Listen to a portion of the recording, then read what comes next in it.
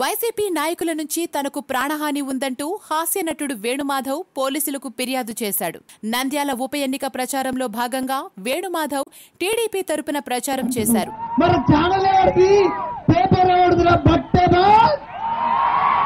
YCP అధినేత జగన్ పై తీవ్ర వ్యాఖ్యలు చేశారు.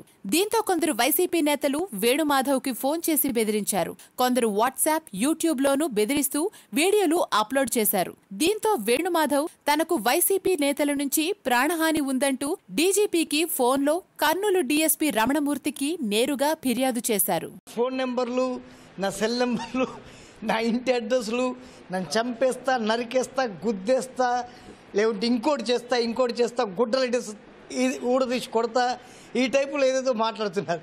దయచేసి మిత్రులారా, నేను చెప్తుంది ఒకటే, మీ టైం వేస్ట్ చేసుకోవద్దు, నా టైం వేస్ట్ చేయొద్దు. నాకు చాలా పనులు ఉన్నాయి. నేను సిఐ గారికి కంప్లైంట్ ఇవ్వడానికి వచ్చింది ఏంటంటే, ఇన్ని నెంబర్ల నుంచి నాకు ఫోన్లు వస్తే నేను ఎట్లా భరించాలి? దమ్ము ఉంటే ఎవరు నన్ను వారు నా దగ్గరకు వచ్చి లేకుంటే నాతోటి మాట్లాడాలి.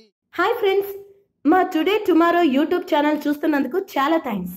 మరిన్ని లేటెస్ట్ వీడియోస్ కోసం వెంటనే సబ్స్క్రైబ్ చేయండి. అలాగే ఈ బెల్ ని కూడా రింగ్ చేసేయండి.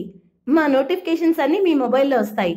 అలాగే మా వీడియోస్ మీకు నచ్చితే లైక్ చేయండి, షేర్ చేయండి, నచ్చకపోతే కామెంట్ చేయండి.